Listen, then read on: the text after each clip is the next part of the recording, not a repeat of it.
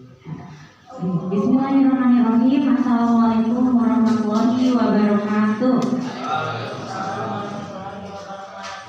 Terima kasih Bapak Ibu atas kehadirannya dan meluangkan waktunya untuk kegiatan hari ini, yaitu diseminasi modul 1.4 yang merupakan tugas kami dari calon guru penggerak angkatan 11 Kota Bandung. Yang akan ingin disampaikan hari ini tentunya berkaitan dengan budaya positif. Apa itu budaya positif? Nanti kita akan pelajari bersama ya. Nah, sebelumnya yuk kita senyum dulu 30 detik ya Bapak Ibu. Coba pasang senyumnya 30 detik, saya hitung ya. Senyum ke kanan, ke kiri, ke temannya, ke belakang. Ya, masih tahan, masih 30 detik lagi. Terus senyum terus ya Bapak Ibu. Meskipun hati terasa berat gitu. Biar aura-aura di sini tuh terasa positif. Nah, sudah 32 detik ya. Alhamdulillah. Boleh cemburu lagi enggak ya? Pokoknya mudah-mudahan senyum terus sampai nanti di akhir acara. Nah, sebelum kita akan membahas lebih banyak tentang budaya positif, saya akan mengajak Bapak Ibu untuk tebak gambar ya. Nih, kalau anak-anak murid saya itu suka banget tebak gambar.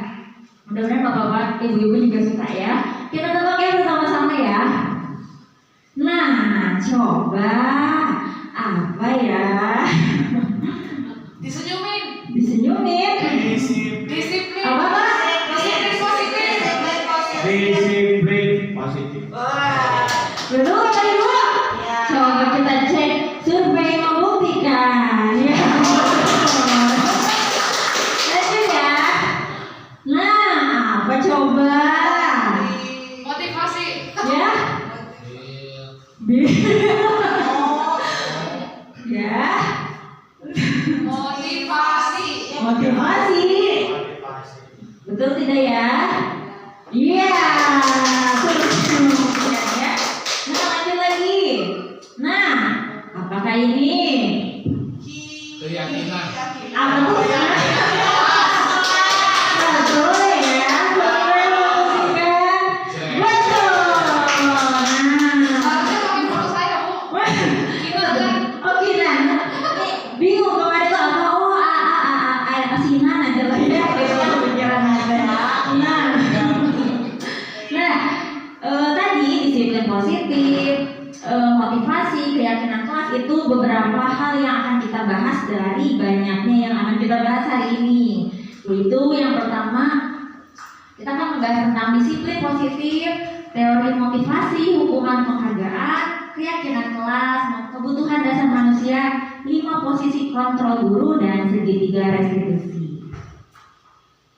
Nah, berikut paradigma yang mungkin kita pikirkan ya, dan harusnya sudah kita pun harus merubahnya gitu. Misalkan kita berpikir kalau semua kebutuhan orang itu sama, padahal kenyataannya kebutuhan kita itu berbeda. Bisa jadi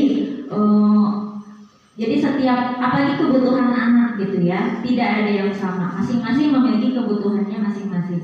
Kemudian semua orang melihat hal yang sama, padahal kenyataannya setiap orang memiliki gambaran yang berbeda. Juga kita mencoba mengubah orang agar berpandangan yang sama dengan kita. Nah, seharusnya kitalah yang harus berusaha memahami pandangan orang lain tentang dunia. Jadi jangan sampai kita memandang suatu hal seperti itu, kita berpikir semua orang juga berpandangan seperti itu, padahal semua orang punya pandangan masing-masing seperti itu. Juga perilaku buruk dilihat sebagai suatu kesalahan. Nah, padahal bisa jadi semua perilaku itu punya tujuannya masing-masing, entah positif, entah negatif. Nah, orang lain bisa mengontrol saya. Hanya Anda, kenyataannya hanya Anda yang bisa, hanya diri kita yang bisa mengontrol diri kita sendiri. Dan kita mungkin merasa bisa mengontrol orang lain, bisa mengontrol murid-murid kita. Padahal kenyataannya kita tidak bisa mengontrol orang lain. Dan pemaksaan ada pada saat bujukan nih gagal. Ya kan, kita suka awalnya membujuk anak gitu kan. Lama-lama misalnya anaknya nggak terbujuk, mau nggak mau akhirnya memaksa gitu ya untuk sesuai dengan apa yang kita inginkan. Padahal kolaborasi, konsensus, menciptakan pilihan-pilihan yang baru. Bisa jadi dengan bujukan yang gagal itu seharusnya kita lebih bisa mendiskusikannya dengan baik, bukan dengan pemaksaan seperti itu. Kemudian model berpikir menang kalah. Nah, kita kadang sama rekan atau sama murid merasa kalau dia ngikutin kita itu kita merasa menang gitu ya. Dan bisa jadi mungkin anak itu ngikutin atas dasar terpaksa. Jadi kan seolah kayak dia kalah nih, akhirnya nurutin sama kita gitu. Padahal di dalam hal ini, apalagi kita pendidik, harusnya kita berpikir bagaimana caranya kita mewujudkan model berpikir menang dan menang. Jadi kita pun menang sebagai pendidik, anak pun menang sebagai peserta didik, seperti itu. Nah, ini perubahan-perubahan paradigma atau pandangan yang seharusnya gitu ya kita lakukan di saat ini. Nah, yang pertama, disiplin positif. Sering kita dengar disiplin itu berarti aturan gitu ya. Kamu nggak disiplin gitu. Terus kedisiplinan. Nah, tapi zaman sekarang gitu ya lebih dikenalnya lebih kepada disiplin positif. Apa itu disiplin positif? Disiplin positif itu merupakan suatu cara penerapan disiplin yang mengajarkan anak bertanggung jawab dan menumbuhkan kesadaran diri berdasarkan nilai-nilai kebajikan. Nah, suatu cara menerapkan disiplin yang mengajarkan anak bertanggung jawab dan menumbuhkan kesadaran diri. Bisa juga dalam aturan, tapi bagaimana menumbuhkan kesadaran dirinya. Nah, ini kata kuncinya itu ada kesadaran dirinya. Jadi dengan adanya kesadaran diri, tanpa ada ibu gurunya atau bapak gurunya, tuh anak tetap disiplin gitu, tetap bertanggung jawab karena tujuan utamanya dia sudah sadar gitu kan, dia harus bertanggung jawab buat apa gitu, bukan hanya untuk menyenangkan gurunya gitu. Nah, disiplin positif itu lebih ke arah disiplin diri yang dapat mengontrol diri dalam melakukan segala tindakan. Ya, jadi bagaimana anak bisa mendisiplinkan dirinya sendiri sebelum mendisiplinkan orang, mendisiplinkan dirinya sendiri, mengontrol dirinya dalam melakukan segala tindakan. Mungkin memang tidak mudah, tapi insya Allah pasti bisa ya Bapak Ibu. Karena dengan disiplin positif, dimanapun anak itu berada, saat dia sudah dewasa, dia tahu mana yang perlu dilakukan, mana yang tidak perlu dilakukan, karena tahu penyebab atau akibatnya apa dari tindakan yang dia lakukan. Kemudian, disiplin diri dapat membuat murid memahami dan menyadari berdasarkan motivasi internal, bukan akibat paksaan, ujian ataupun hukuman. Nah, itu tadi mendisiplinkan anak-anak bagaimana dengan caranya untuk menanamkan di dalam diri mereka bahwa melakukan sesuatu hal itu dari motivasi dalam diri gitu ya, bukan dipaksa, bukan dipuji, ya dipuji sama gurunya. Kalau dipuji sama gurunya biasanya gurunya nggak ada, nggak dilakukan gitu kan. Nah, dan juga bukan karena hukuman. Biasanya kalau dalam hukuman ujungnya jadi nggak ikhlas gitu ya, terpaksa gitu. Nah, sehingga jika kita bisa menanamkan disiplin positif tersebut pada diri anak, kita bisa menanamkan juga 6 karakter dalam profil pelajar Pancasila, yaitu beriman, bertakwa kepada Tuhan Yang Maha Esa dan berakhlak mulia, mandiri, berkebinekaan global, bergotong royong, kreatif, dan bernalar kritis. Nah, selanjutnya, kalau tadi disiplin positif, kita setiap manusia pasti melakukan sesuatu dengan motivasinya. ya Bapak Ibu, entah motivasi dari luar, hukuman atau hadiah, terus pujian. Nah, anak pun sama. Jadi apapun perilakunya pasti ada motivasinya gitu ya. Nah, 3 motivasi perilaku manusia. Yang pertama itu untuk menghindari ketidaknyamanan atau hukuman. Biasanya seperti itu ya. Kemudian untuk mendapatkan imbalan atau penghargaan dari orang lain. Juga untuk menjadi orang yang mereka inginkan dan menghargai diri sendiri dengan nilai-nilai yang mereka percaya. Nah, menurut Bapak Ibu, idealnya kita menanamkan motivasi perilaku anak-anak kita yang ke-1, yang kedua, atau yang ketiga? Ya, ketiga, betul, idealnya seperti itu. Kita ingin menjadikan mereka menjadi orang yang mereka inginkan dan menghargai diri sendiri dengan nilai-nilai yang mereka percaya. Jadi dia tahu, oh mencuri itu dosa, mencuri itu tidak baik, jadi tidak melakukan mencuri gitu. Karena dia tahu apa nilai-nilainya yang harus dia lakukan, bukan karena mencuri nggak mau mencuri dan takut diomelin sama bu guru gitu. Jadi nanti kalau pas besar di luar sana udah nggak ada bu guru, bisa jadi dia melakukan mencuri gitu kan, melakukan hal yang tidak baik.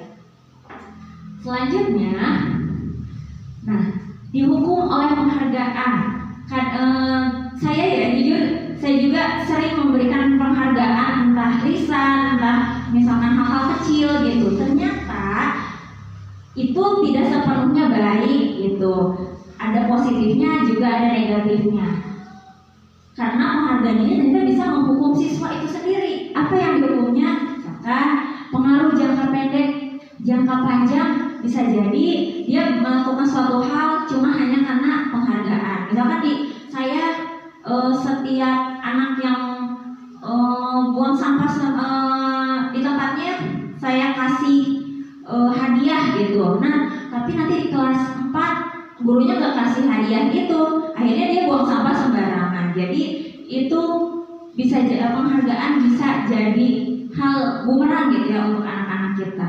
Kemudian penghargaan tidak efektif, penghargaan merusak hubungan, penghargaan mengurangi ketepatan, penghargaan menurunkan kualitas, penghargaan mematikan kreativitas, penghargaan menghukum, penghargaan mengurangi motivasi intrinsik. Betul juga, setelah saya baca dan pelajari, ternyata penghargaan itu saya rasakan juga ternyata kalau penghargaan merusak hubungan gitu ya. Misalkan saya memberi penghargaan ke anak murid ke si A, si B itu serta enggak mungkin karena anak kelas SD gitu, tidak berpikir kenapa dia mendapat penghargaan aku enggak gitu, lebih ke jadinya ke iri gitu, malah jadi sebel gitu sama teman yang dapat penghargaan itu. Bisa juga penghargaan mematikan kreativitas. Jadi yang pernah saya alami, pernah saya lihat, karena anak itu suka dapat penghargaan, akhirnya dia tuh takut salah, mau melakukan ini takut salah, mau ini takut salah, banyak takutnya. Akhirnya hasil yang dia buat pun tidak sebaik sebelumnya yang sudah didapat penghargaan gitu. Jadi lebih karena takut terus akhirnya dia tuh fokusnya tuh lebih ke penghargaan hadiah dari bu guru. Jadi mau melakukan kreativitas juga takut akhirnya menghasilkan hal yang tidak maksimal seperti itu. Nah, bagaimana baiknya?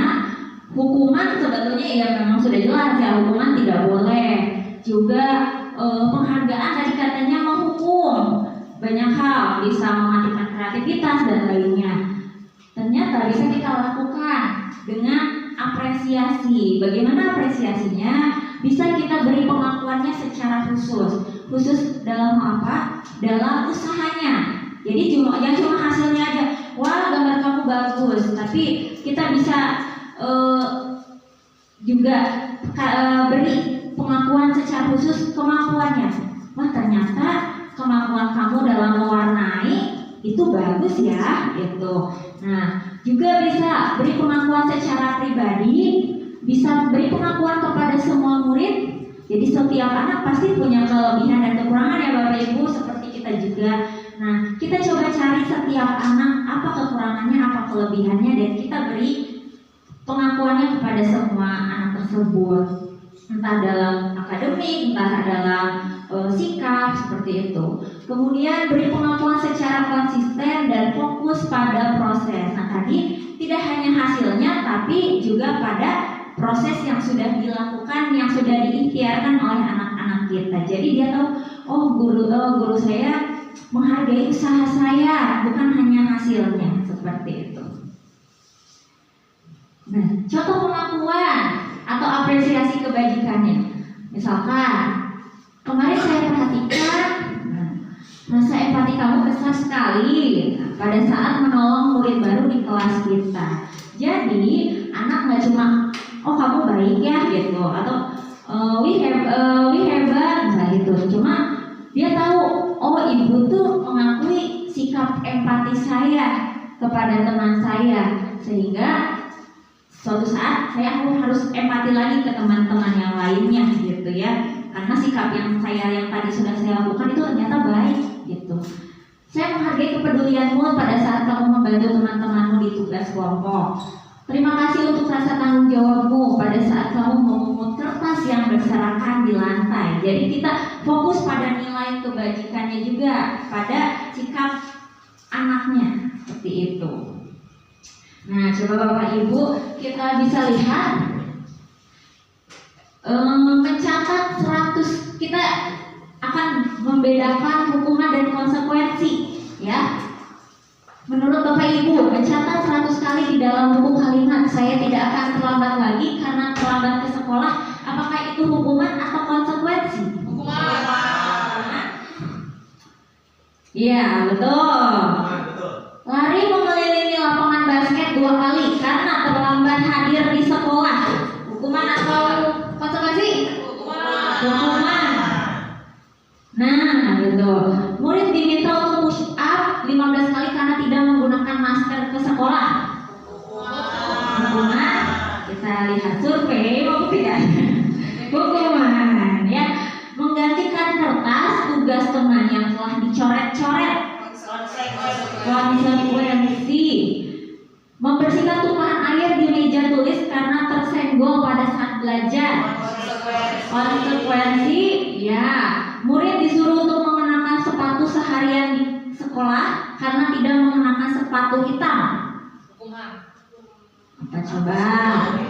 Murid disuruh mengenakan sepatu seharian di sekolah. Tidak memakai kali ya. Tidak memakai sepatu seharian di sekolah karena tidak mengenakan sepatu hitam. Konsekuensi atau hukuman? Hukuman.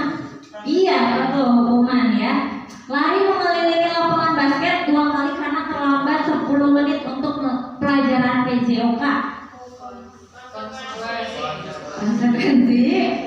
Iya, betul. Jadi, apa sih bedanya konsekuensi dan hukuman? Pak Asep? Menurut Pak Asep apa? Kalau ini karena kita melakukan kesalahan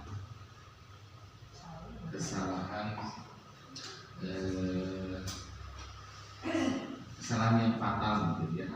Tapi kalau konsekuensi mah karena kita melakukan kekeliruan, jadi kesalahannya mungkin tidak disengaja, kayak tadi menggantikan kertas tugas teman yang dicoret-coret gitu kan ya, makanya harus menggantikan dengan kertas lagi. Terima kasih Pak Asep. Tepuk tangan buat Pak Asep. Itu menurut pandangan Pak Asep ya. Menurut Bu Anissa, coba hukuman dan konsekuensi perbedaannya. Iya, menurut Bu. Kalau menurut saya konsekuensi itu lebih ke sebab akibat. Jadi ketika misalnya dia mencoret-coret kertas temannya, berarti dia harus apa gitu. Jadi ada hubungannya. Sedangkan kalau hukuman itu lebih ke mungkin lebih satu arah gitu ya, dari guru ke muridnya. Itu tanpa tahu muridnya teh kenapa diperlakukan seperti itu gitu. Padahal dia misalnya melakukan A tapi B itu. Sedangkan kalau konsekuensi mah jelas gitu kenapa diperlakukan seperti itu, kenapa disuruh A, karena ya tahu karena alasannya jelas gitu. Tepuk tangan buat Nah, betul juga. Nah, tadi dan kalau kita lihat dari hukuman dan konsekuensi ini, seperti kita lihat ya, hukuman yang pertama mencatat 100 kali, kesalahannya apa dia anaknya? Terlambat, ya, nyambung gak kira-kira? Tidak ya, kurang relevan gitu dengan kesalahannya. Sedangkan konsekuensi itu menggantikan kertas tugas temannya yang telah dicoret-coret. Kenapa dibilang konsekuensi? Karena dia relevan dengan kesalahan yang dilakukannya gitu. Jadi seperti kenapa ini juga murid disuruh untuk tidak mengenakan sepatu seharian di sekolah karena tidak mengenakan sepatu hitam. Kenapa dibilang hukuman? Karena ya tidak relevan. Maksudnya dia yang salah warna memang gitu ya. Cuma bukan berarti dia ke sekolah di sekolah tanpa pakai sepatu gitu ya. Tidak relevan dengan apa yang dia lakukan. Ini juga kalau ini kenapa konsekuensi? Lari mengelilingi lapangan basket 2 kali karena terlambat 10 menit untuk pelajaran PJOK. Kan biasanya kan bisa dianggap itu sebagai pemanasan gitu ya. Karena dia terlambat 10 menit gitu. Jadi masih relevan. Nah, hukuman itu bersifat tidak terencana. Sekeingat kamu gurunya lagi emosi, yang tadinya gak kepikiran juga tahu-tahu kepikiran gitu ya, gak kerjain PR, tahu-tahu misalkan dijemur di lapangan gitu. Nah biasanya itu tanpa terencana gitu, tidak ada aba-aba secara tiba-tiba gitu ya. Anak dan murid tidak tahu apa yang akan terjadi dan tidak dilibatkan dengan keputusan hukuman itu. Biasanya langsung, udah ibu hukum kamu ini lari 100 kali gitu ya. Nah, hukuman bersifat satu arah dari pihak guru yang memberikan, kemudian hukuman yang diberikan bisa berupa fisik atau psikis, sehingga akhirnya murid akan merasakan tersakiti gitu dari perbuatan dan kata-kata guru. Sedangkan dari konsekuensi biasanya sudah terencana atau sudah disepakati oleh anak-anak, ya sudah dibahas dan disetujui oleh guru dan murid. Bentuk konsekuensi dibuat oleh pihak guru dan murid sudah mengetahui sebelumnya konsekuensi yang akan diberikan bila ada pelanggaran.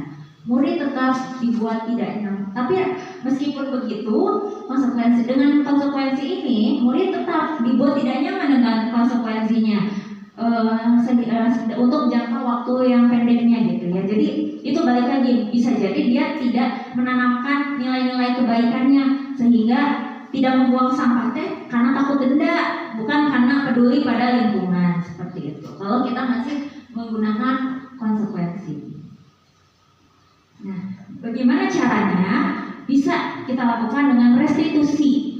Ini bisa jadi cara untuk menanamkan disiplin positif pada murid. Restitusi ini proses menciptakan kondisi bagi murid untuk memperbaiki kesalahan mereka sehingga mereka bisa kembali ke kelompok mereka dengan karakter yang lebih kuat.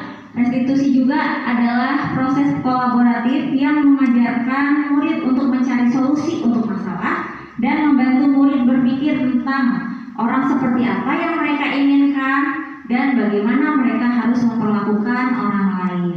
Seperti itu. Nah, restitusi bukan untuk menebus kesalahan, bukan untuk belajar dari kesalahan, tapi restitusi ini dapat memperbaiki hubungan. Restitusi juga tawaran, bukan paksaan. Jadi bagaimana caranya anak bisa berpikir atas kesalahannya, sehingga restitusi ini menuntut untuk melihat ke dalam diri dan mencari kebutuhan dasar yang mendasari tindakan. Restitusi diri adalah cara yang paling baik dan berfokus pada karakter, bukan tindakan. Restitusi ini juga menguatkan fokus pada solusi dan mengembalikan murid yang berbuat salah pada kelompoknya. Jadi dia tidak minder akan kesalahan karena dia berbuat salah, akhirnya dia minder tidak. Dengan restitusi ini diharapkan anak bisa kembali ke kelompoknya pada anak-anak yang lainnya dengan tetap rasa tidak rendah diri seperti itu. Nah, sekarang kita akan bahas untuk selengkapnya tentang restitusi nanti selanjutnya akan kita bahas ya Bapak Ibu. Di sini kita akan membahas terlebih dahulu keyakinan kelas atau sekolah. Keyakinan kelas itu mungkin Bapak Ibu sering mendengar peraturan kelas gitu ya. Beda tidak peraturan kelas dan keyakinan kelas? Beda ya. Apa bedanya yang terlihat dengan jelas gitu ya, peraturan kelas dan keyakinan kelas? Kalau peraturan dibuat sepihak, kalau keyakinan itu ya bareng-bareng. Peraturan sepihak ya Bapak Ibu. Ya, kalau keyakinan bisa dibuat dengan kesepakatan. Ada lagi Bapak Ibu? Kalau aturan kayaknya serem gitu. Aturan. Kalau keyakinan itu lebih kepada diri sendiri, yakin. Yakin, udah ya, dari bahasanya yakin gitu ya. Jadi kalau mungkin aturan mah dari luar gitu ya. Keyakinan berarti dari dalam diri gitu ya, dari dalam diri individu itu. Nah, bagaimana kita menciptakan keyakinan di kelas, kelas di khususnya di kelas kita? Itu ada perannya kita sebagai guru, yaitu dengan adanya kesepakatan antara guru dan murid. Tentu ya, dalam membuat keyakinan kelas ini tentunya disepakati oleh seluruh warga kelas. Seperti itu. Keyakinan kelas itu bisa berawal dari aturan-aturan yang sudah dibuat bersama murid. Nah, biasanya aturan-aturan di kelas itu kan berbahasanya negatif ya Bapak Ibu. Jangan buang sampah sembarangan, jangan ribut, jangan menyontek gitu ya. Nah, bagaimana caranya kita mengubah kalimat negatif itu menjadi positif sehingga yang dilakukan oleh anak itu bukan menyonteknya, bukan membuang sampahnya gitu ya, tapi hal positifnya gitu. Kadang kan kita suka sama orang tua kita dulu ya, jangan main, taunya main, dia kan disuruhnya main, ingat ya mainnya bukan jangannya, mainnya gitu. Jangan nakal ya di sekolah, tahu-tahu nakal. Dah ingat ya, tadi tuh ngomong nakal apa jangan nakal gitu, jangannya hilang gitu ya. Nah, bagaimana cara kita membuat kalimat positifnya? Misalkan jangan buang sampah sembarangan, berarti kalimat positifnya apa Bapak Ibu? Buanglah sampah pada tempatnya, betul. Terus jangan menyontek. Apa tuh kalimat baiknya, kalimat positifnya? Nah, jangan menyontek. Kerjakan masing-masing. Kerjakan dengan jujur dan percaya diri gitu ya, bisa. Kerjakan tugas dengan tertib. Iya, bisa kerjakan tugas dengan tertib. Nah, itu jadi anak tahu, oh kata Bu Guru aku harus jujur, oh kata Bu Guru aku harus bisa tertib. Jadi dia melakukan itu, bukan jangan menyontek. Ingatnya nyontek, jadi menyontek gitu kan. Khawatirnya seperti itu. Iya, betul. Seperti yang parenting yang sudah kita dengar gitu ya. Katanya memang mengurangi kata jangan, tapi bukan berarti jangan itu salah ya. Cuma mengurangi gitu biar tertanam hal-hal positif yang bisa dilakukan oleh anak. Jadi terkadang kita juga butuh kata tidak dan jangan untuk mengetahui memberikan penguatan kepada anak kalau ada hal yang harus dilakukan dan ada hal yang tidak harus dilakukan. Kemudian keyakinan sekolah atau kelas berupa pernyataan-pernyataan universal yang mudah diingat dan dipahami dan harus diterapkan di lingkungan sekolah. Misalkan tadi di kelas tuh ada aturan jangan menghina orang tua, kan biasanya anak-anak suka gitu ya, jangan menghina orang tua, nama orang tua. Nah, kita bisa ubah dengan pernyataan yang universal yang mudah diingat dan dipahami. Bisa jadi kita harus saling menghargai gitu. Itu kan lebih universal ya Bapak Ibu. Jadi nggak cuma mengejek ke orang tua, berarti menghargai juga ke guru. Berarti kan tidak mengejek ke guru, ke teman atau ke siapapun ya, dengan pernyataan-pernyataan universal tersebut. Nah, keyakinan kelas ini biasanya bersifat lebih abstrak, yang lebih rinci dan konkret. Keyakinan kelas berupa pernyataan-pernyataan universal. Pernyataan keyakinan kelas senantiasa dibuat dalam bentuk kalimat positif tadi ya. Keyakinan kelas hendaknya tidak terlalu banyak sehingga mudah diingat dan dipahami oleh semua warga kelas. Keyakinan kelas sebaiknya sesuatu yang dapat diterapkan di lingkungan tersebut. Semua warga kelas hendaknya ikut berkontribusi dalam pembuatan keyakinan kelas lewat kegiatan surat pendapat, diskusi seperti itu. Kemudian bersedia meninjau kembali keyakinan kelas dari waktu ke waktu.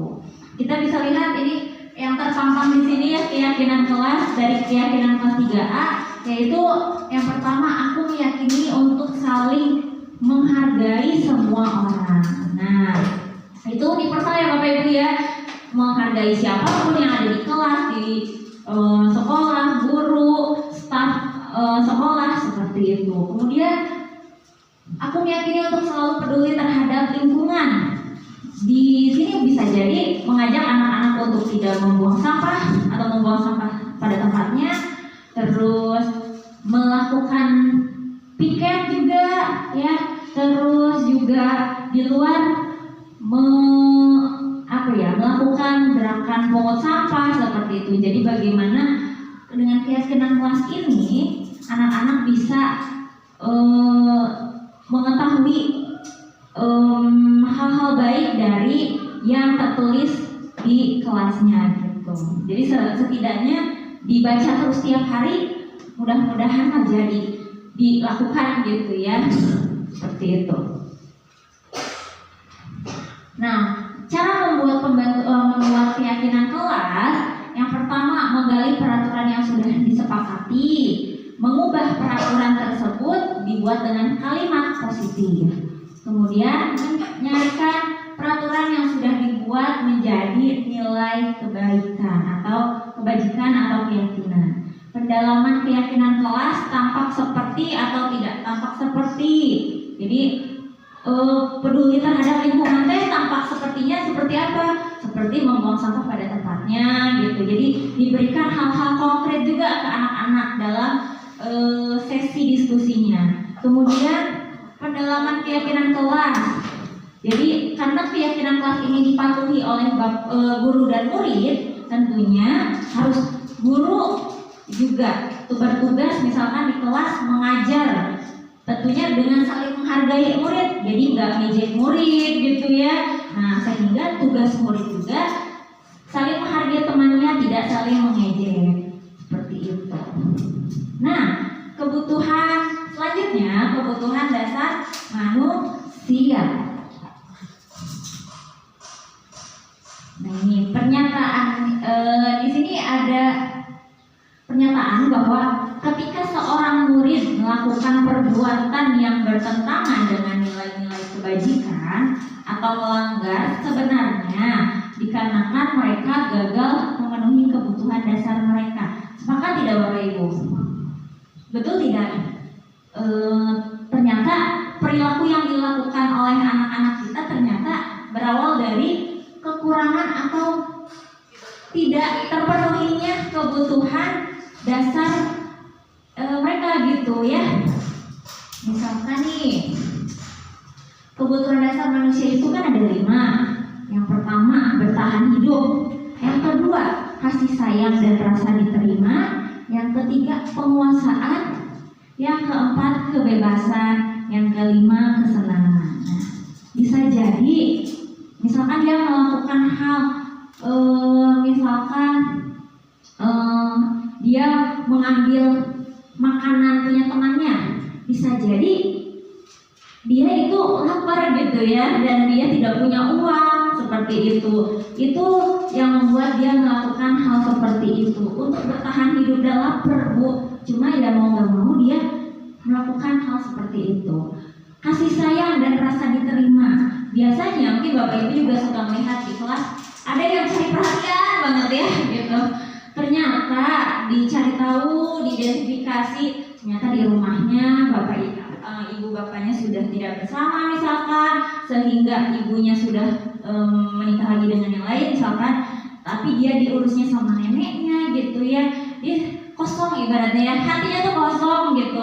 Makanya mungkin di kelas tuh petakilan yang enggak wah gitu ya, karena yaitu di rumahnya tidak kebutuhan dasar kasih sayang dan rasa diterimanya tidak ada gitu, karena ibunya sudah bahagia dengan keluarganya, bapaknya sudah bahagia dengan keluarganya, sedangkan dia bersama neneknya gitu. Itu bisa jadi seperti itu.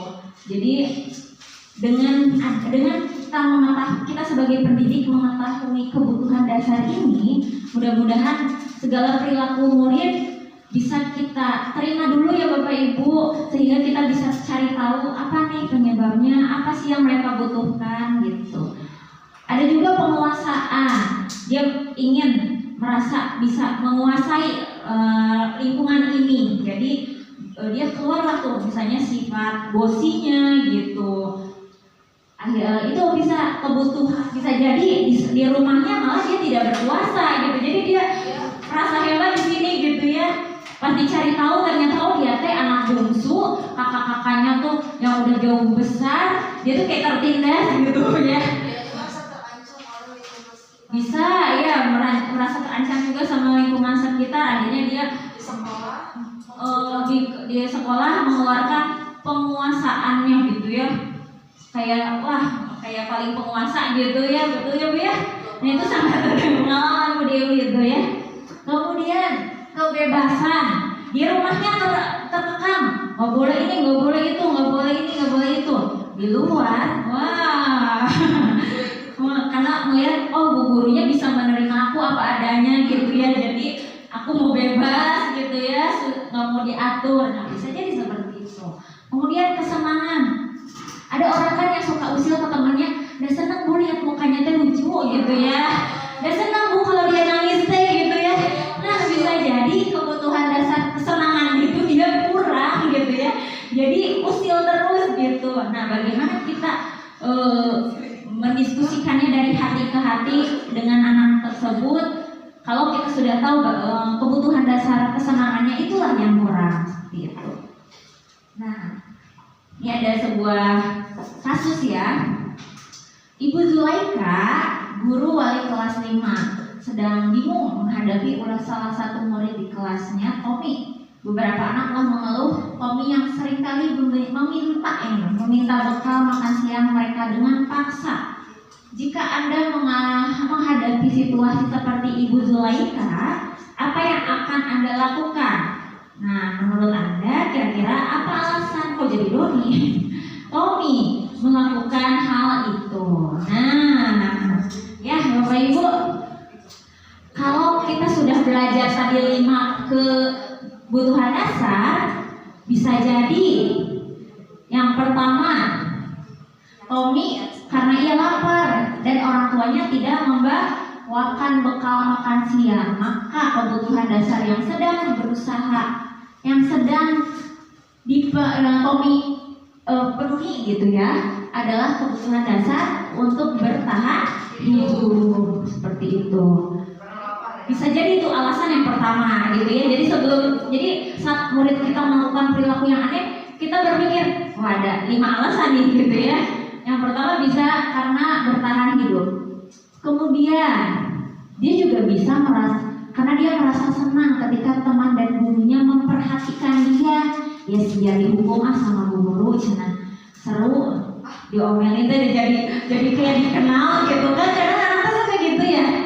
Nah pada saat temannya melaporkan tindakannya itu kepada gurunya, lalu gurunya memberitahu orang tuanya, sehingga dia berpikir, oh orang tua aku jadi tahu kalau aku ini, nanti orang tua aku dipanggil gitu ya, sehingga orang tuanya jadi memperhatikan dia. Maka kebutuhan dasar yang sedang dipenuhi Tommy adalah kebutuhan akan kasih sayang dan rasa diterima gitu. Biar mama papa aku tuh memperhatikan gitu ya.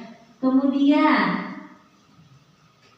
alasan Tommy yang ketiga bisa jadi karena temannya jadi takut dengan dia dan menuruti keinginannya. Maka sebetulnya Tommy berusaha memenuhi kebutuhan dasar kekuasaannya tadi. Misalkan nih kita nanya ke si Tommy, ternyata yang keluar dari ucapan atau jawabannya Tommy itu ya biar pada takut aja Bu, udah resep gitu ya. Nah, bisa jadi kebutuhan penguasaannya yang sedang dipenuhi sama si Tommy gitu.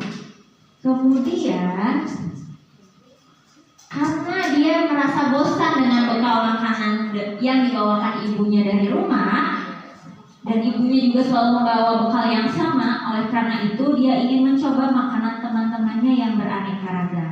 Maka Tommy sedang berusaha memenuhi kebutuhannya akan kebebasannya. Itu ya, makannya itu lagi, telur ceplok lagi. Ngelihat teman nasinya diapain gitu ya, digulung-gulung kayak sushi atau apa, kan pengen merasakan hal yang lain. Nah, bisa jadi itu untuk memenuhi kebutuhan dasar kebebasannya. Dan bisa jadi alasan yang terakhir karena ia melakukan iseng saja dan dia menikmati ekspresi wajah teman-temannya yang kesal karena diambil makanannya, dan menurut dia ekspresi temannya itu lucu. Nah, berarti Tommy sedang berusaha memenuhi kebutuhan akan kesenangannya. Di murid Bapak Ibu ada kayak gitu nggak? Ada ya. Kalau dulu saya ingat teman saya kayak gitu. Jadi hobinya tuh usil gitu ya. Ternyata senang kalau temannya tuh berekspresi gitu ya. Ternyata kebutuhan kesenangannya itu yang sedang dia penuhi. Dia Masya Allah ya. Jadi kita tahu 5 kebutuhan dasar manusia.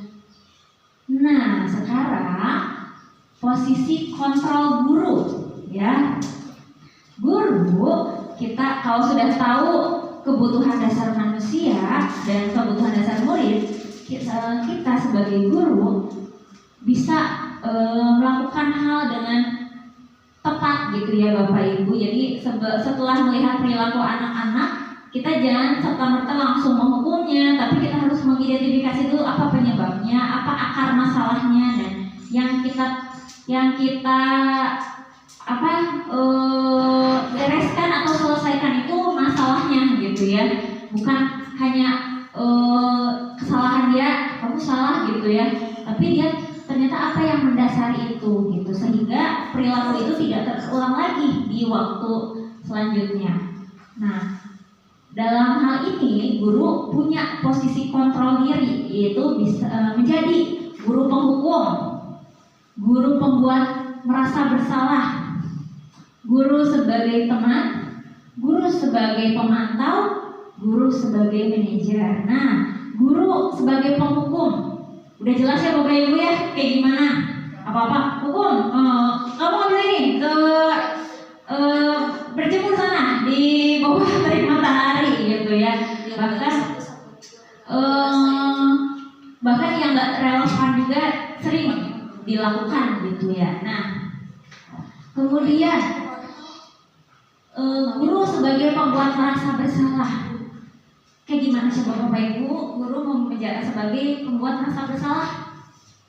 Kira-kira kasihan sama aku capek ngajarin kamu. Nah, betul.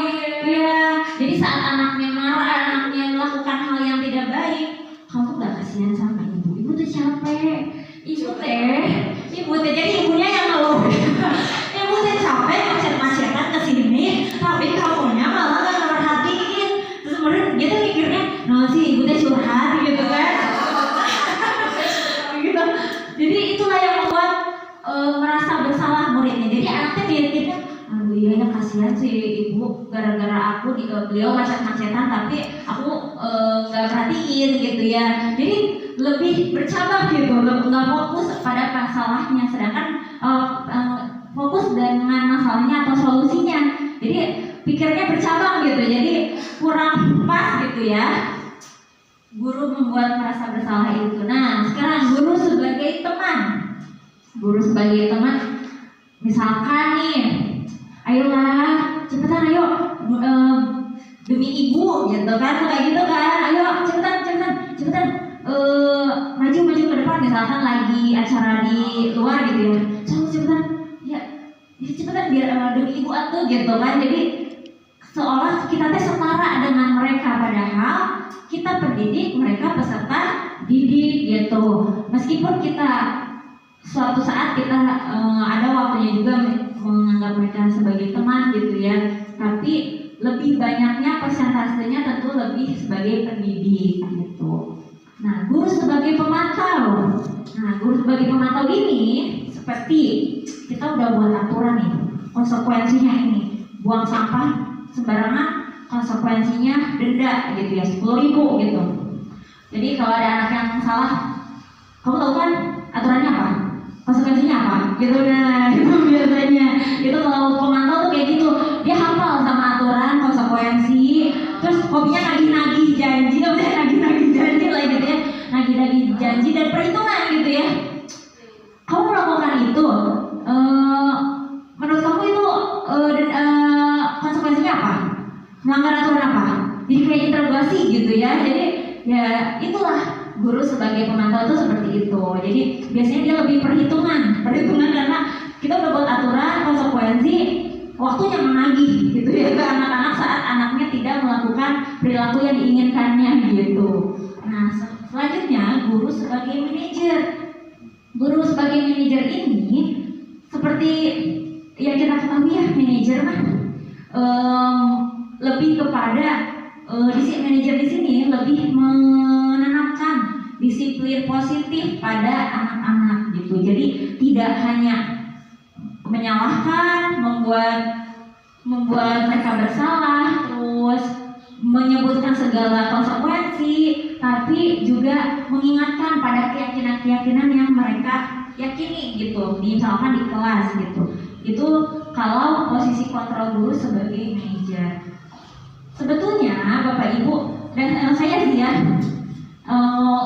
saya yakin semuanya pasti pernah melakukan ini lah gitu ya, menghukum pernah, tanpa tersadari juga kita mungkin pernah membuat anak merasa bersalah gitu ya. Apalagi kita tuh manusia dan capek gitu ya, saat anak lagi nakal-nakal itu kan, wah kamu ibu-ibu mah up and down gitu ya emosinya deh.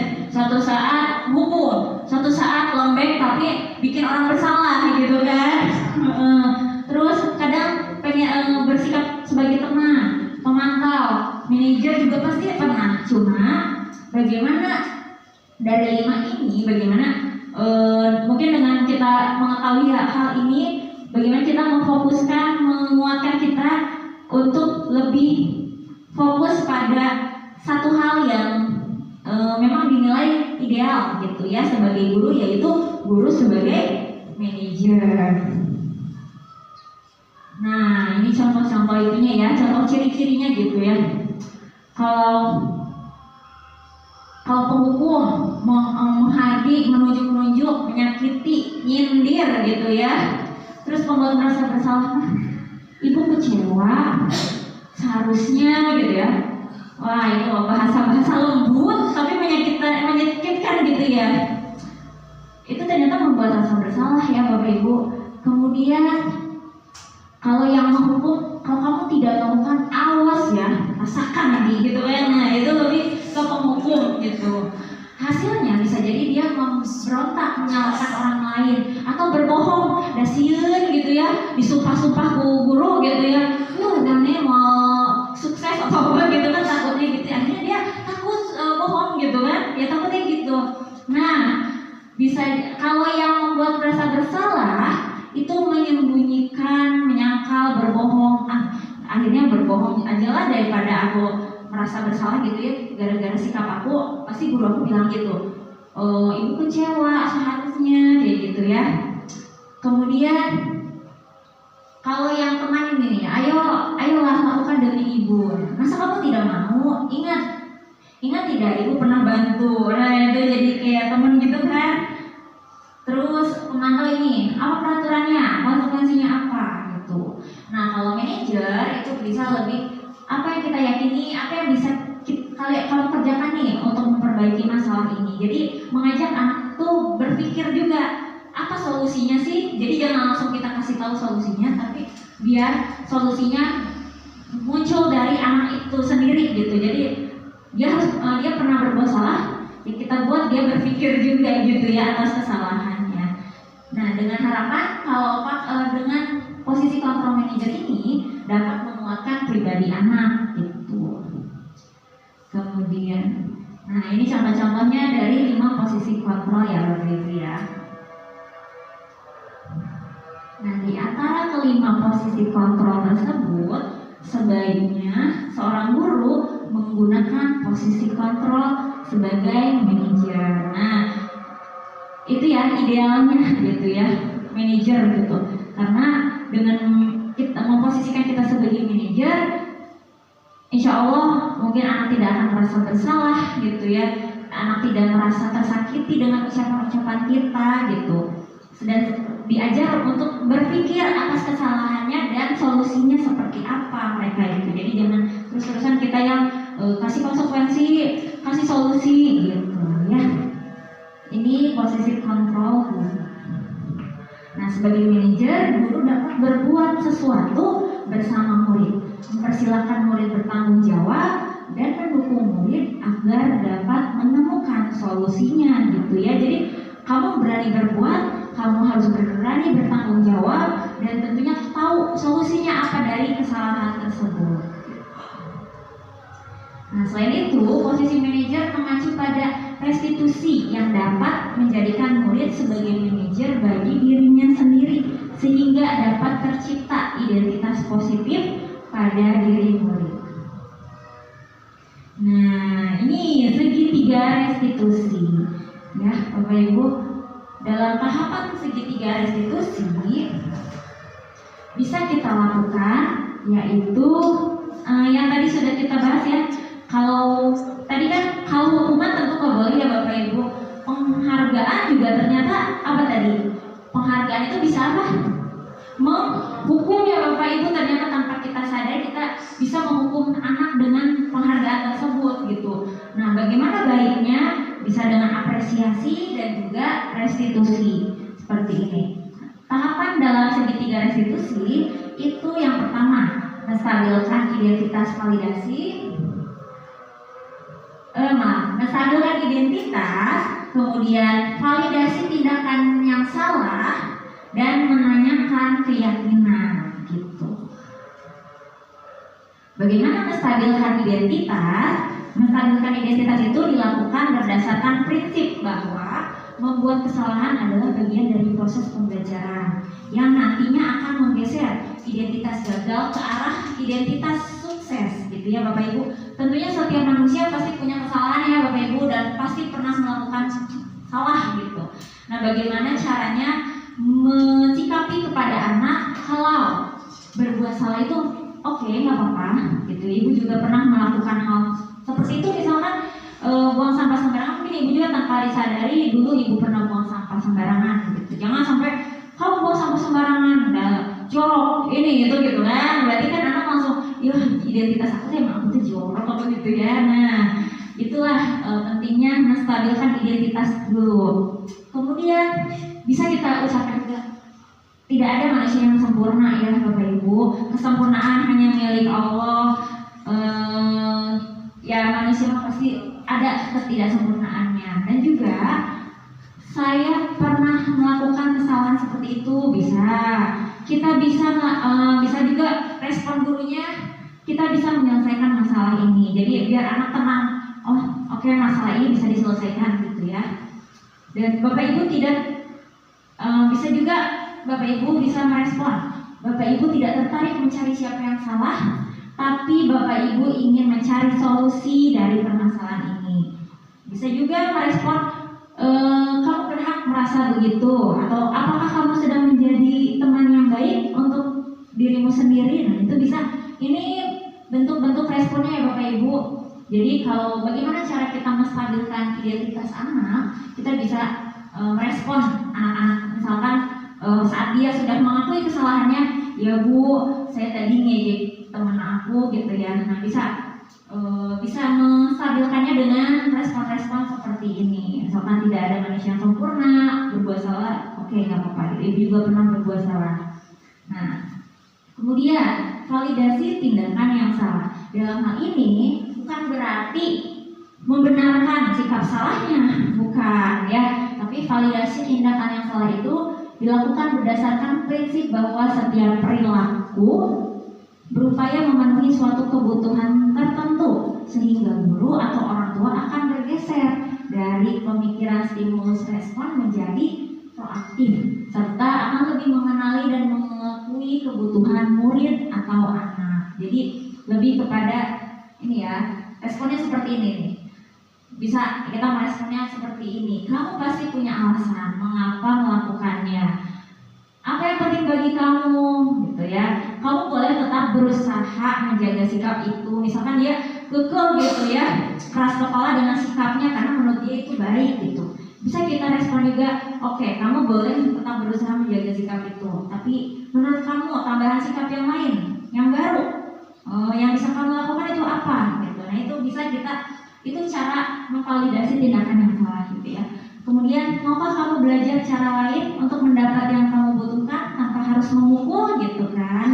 Jadi biar dia berpikir juga apa nih sebaiknya yang dilakukan tanpa memukul. Misalkan dia tuh sebetulnya baik ngingetin temannya gitu ya, tapi anaknya teh temperamen gitu, tangannya teh gak bisa diem gitu ya, jadi mukul. Nah kita jangan fokus hanya pada pukulannya aja, tapi kita juga fokus pada yuk kita ajar mereka dia gitu ya untuk belajar cara lain bagaimana menyampaikan kebaikan tapi tanpa dengan kekerasan gitu.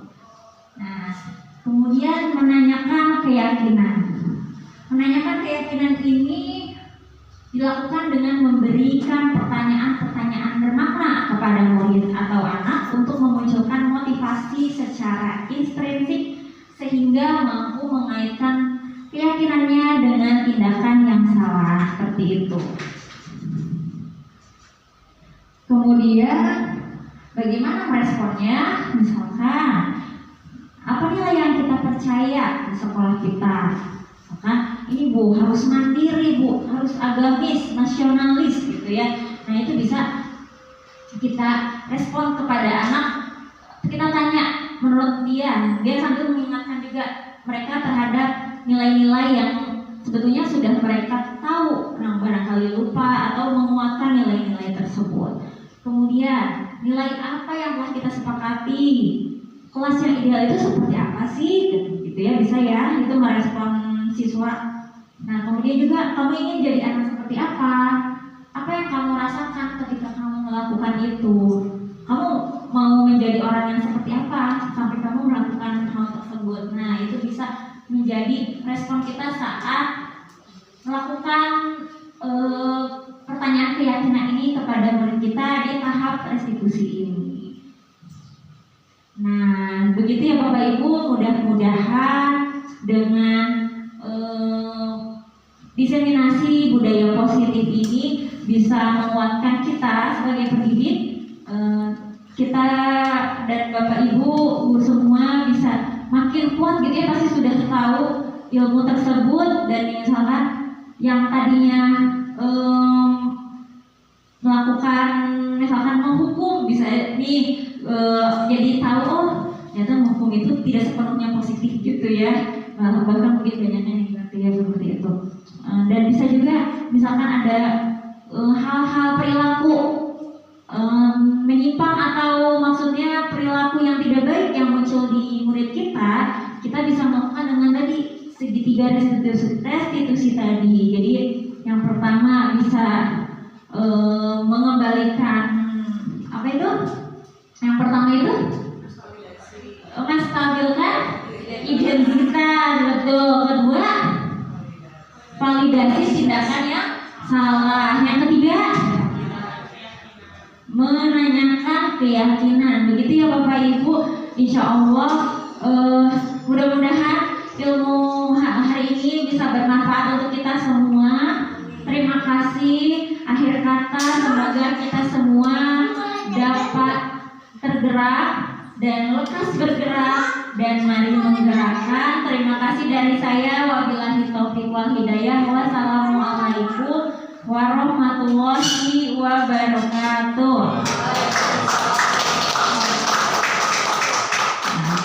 Sekarang barangkali ada yang mau bertanya dari Bapak Ibu atau memberi umpan balik atau memberi komentar. Mangga Bapak Ibu, dua aja.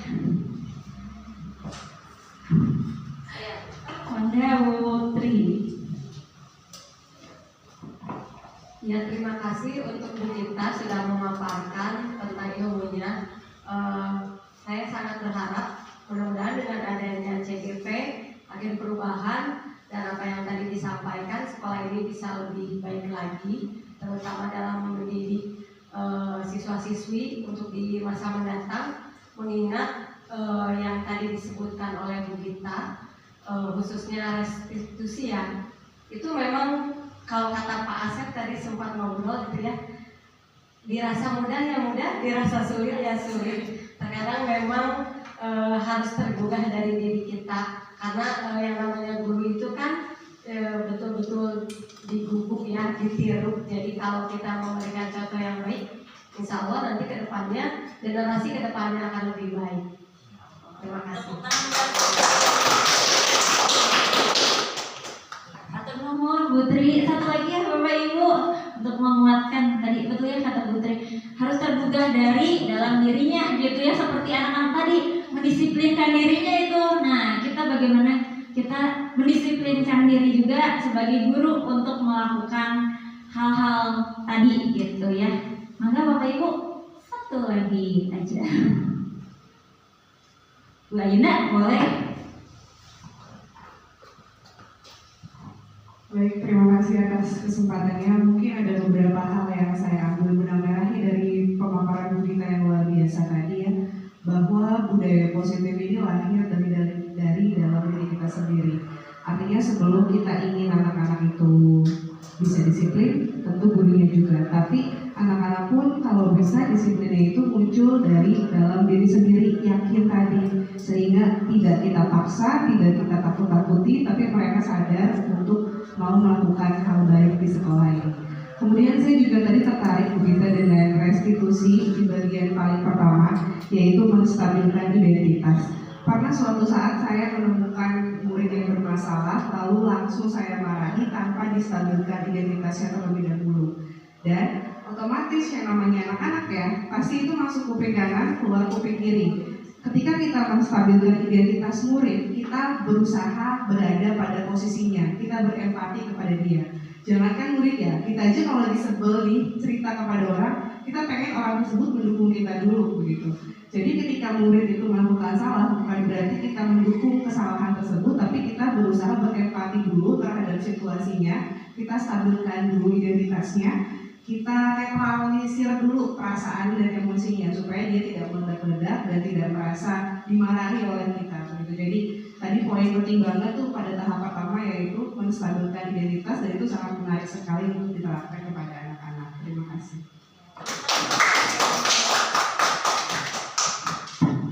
Atur nuhun Bu Ayunda, itu ya. Jadi dari dengan menstabilkan identitasnya dulu sehingga tidak keluar masuk ruangnya ya. Ucapan kita tuh nggak nge-cross gitu ya dari telinga kanan ke telinga kiri, tapi juga didalami, dihayati, oh ternyata